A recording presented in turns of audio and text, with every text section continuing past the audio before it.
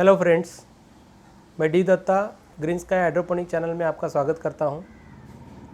बहुत बार मुझे क्वेश्चन पूछा जाता है कि सॉइल में जो हम प्लांट्स या फूड ग्रो कर रहे हैं प्लांट्स का, और जो हम सॉइललेस बोल रहे हैं उसमें जो फूड ग्रो कर रहे हैं उसमें बेसिक डिफरेंस क्या होता है और उससे कुछ नुकसान होता है क्या? क्या हाइड्रोपोनिक नेचुरल है, नहीं है, ऑर्गेनिक है, ये क्या है? तो ये बेसिक क्वेश्चन लेके हम आज डिस्कस करने वाले हैं। सॉइललेस और सॉइल में, जैसे कि हमने पहले भी बोला है कि बेसिक डिफरेंसेस जो है वो यही है कि सॉइल में सॉइल का यूज़ होता है और सॉइललेस में सॉइल के अलावा जो चीज़ें, जो भी मीडिया, जो भी मटेरियल होता है वो यूज़ होता है। जैसे कि एयर भी है, एक मीडिया है, वाटर एक मीडिया है, जैसे कोकोपीट या सॉलिड, अदर सॉलिड्स जो है वो भी एक मीडिया है। अभी सॉइल में जब भी पौधा ग्रो होता है या प्लांट ग्रो होता है तो जिस तरीके से न्यूट्रिएंट्स लेता है, और हाइड्रोपोनिक में या सॉइललेस कल्टीवेशन में जिस तरीके से न्यूट्रिएंट प्लांट लेता है, बेसिक और एक इम्पॉर्टेंट डिफरेंस वही है। बाकी सनलाइट हो, कार्बन डाइऑक्साइड हो, सभी चीज़ें जो है वैसे की वैसी है, खाली सॉइल और सॉइललेस ये चेंजेस है। अभी मैं ये बात आपको एक चीज़ बताना चाहता हूँ कि जब सॉइल में प्लांट ग्रो होता है तो न्यूट्रिएंट्स कौन से फॉर्म्स में लेता है। हम सब जो है स्कूल लेवल में या फिर ग्रेजुएशन लेवल में या कोई भी लेवल में हम सीखे हैं कि प्लांट न्यूट्रिएंट कैसे लेता है।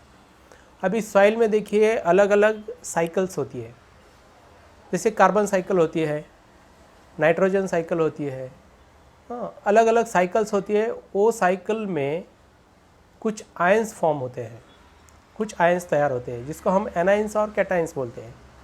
जैसे कैल्शियम का आयन फॉर्म हो गया, नाइट्रोजन का फॉर्म हो गया, क्लोरीन का फॉर्म हो गया, या कार्बन का फॉर्म हो गया, या ऑक्सीजन, जो भी है, जो साइकिल्स होती है उसमें से वो एनाइंस एंड कैटाइंस फॉर्म होते हैं।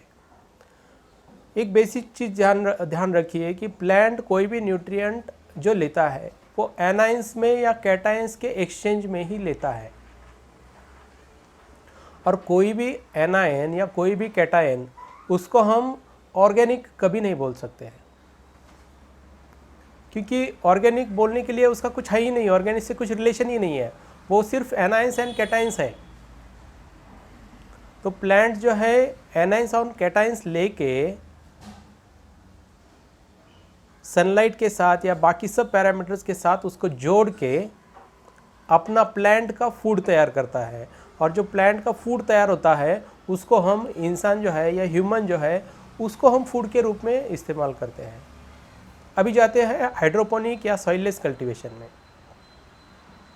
सॉइललेस कल्टीवेशन में क्या होता है, ये साइकिल्स नहीं होती है, या कोई ऑर्गेनिजम्स उसमें इन्वॉल्व नहीं होते हैं एनाइंस और कैटाइंस तैयार करने में। हाइड्रोपोनिक या सॉइललेस कल्टीवेशन में क्या होता है कि जो सॉल्ट्स होते हैं वो सॉल्ट्स को हम वाटर में डिज़ोल्व करते हैं। वो सॉल्ट्स को वाटर में डिज़ोल्व करने के बाद उसके जो एनाइंस और कैटाइंस बनते हैं वो प्लांट एब्सॉर्ब कर लेता है। एक तरीके से ये है कि प्लांट को हम रेडीमेड तुरंत और जितना चाहिए उतना ही फूड देते हैं, जितना चाहिए उतना ही न्यूट्रिएंट एलिमेंट्स देते हैं, और उतने एलिमेंट्स प्लांट लेके वो खुद ग्रो हो जाता है। और हमने देखा है कि सॉइल में जो ग्रोथ बनती है प्लांट की, उससे कई गुना अच्छी ग्रोथ सॉइललेस कल्टीवेशन में बन सकती है। अगर ये देखिए कि अगर ये इननेचुरल या कुछ अलग चीज़ होती तो प्लांट ही वो न्यूट्रिएंट नहीं ले पाता।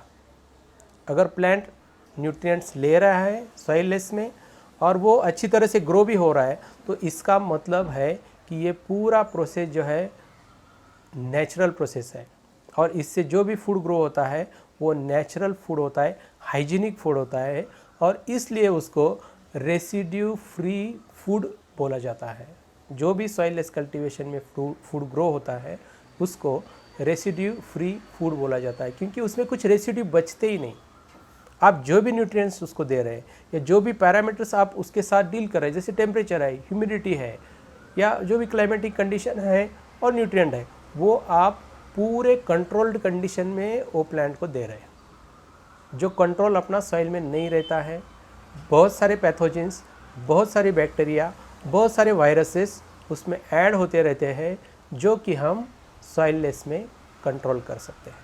इसलिए ध्यान रखिए कि सॉइललेस में जो ग्रो होने वाला पौधा है या फूड है, सॉइललेस में कई बेटर तरीके से ह्यूमन कंजम्पशन के लिए हम ग्रो कर सकते हैं। Thank you.